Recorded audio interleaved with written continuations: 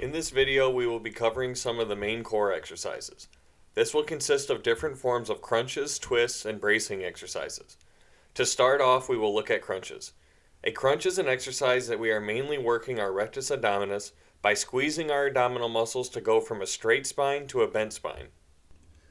This video gives a really simple demonstration of how our rectus abdominis works. This muscle connects our rib cage and sternum to our pelvis. As these muscle fibers contract and shorten, it brings the 2 points together. No matter what kind of crunch we are performing or teaching, this is what we are looking for. Tighten and flex the abs to bend our spine and bring our sternum closer to our pelvis. It is important to know that although the rectus abdominis is the primary mover of the crunch, the internal and external obliques assist with flexing our spine, and the transverse abdominis pulls inward to create intra-abdominal pressure during the crunch. As we look through different upper body crunches involving the floor, the decline bench, and the cables, notice the movement stays the same.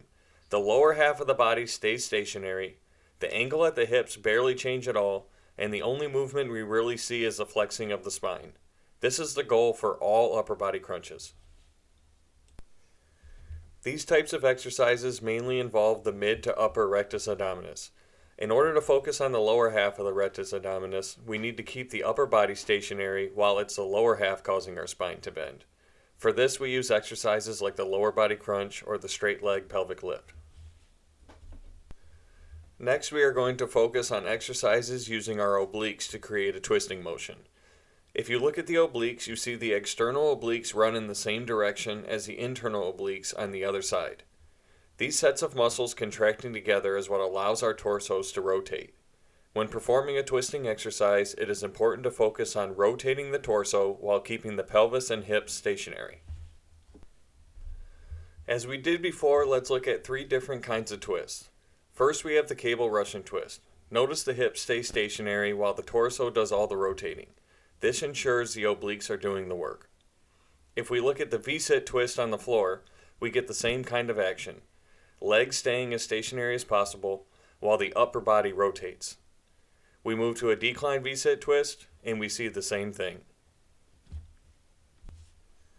Now, if we put our last 2 types of moves together, we get a twisting crunch. We can still apply the same exact principles that we covered before.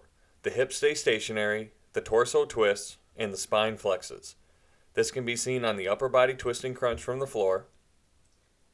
Same applies to a decline twisting crunch. And the same applies to a cable twisting crunch.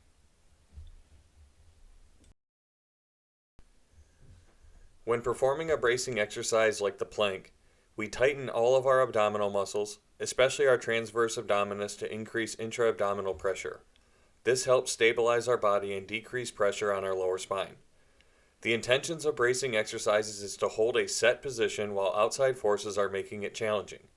This could be an exercise like a plank, a Pallof press where we fight the urge to not rotate, or a Pallof raise where we not only fight the urge to rotate, but also not laterally flex our spine as well.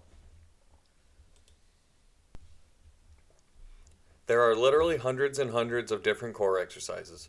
Still, most of them will fall into the crunching, twisting, or bracing category. You can take what you've learned from this video to have a better understanding of the goal of the movement and be able to better perform and teach these exercises.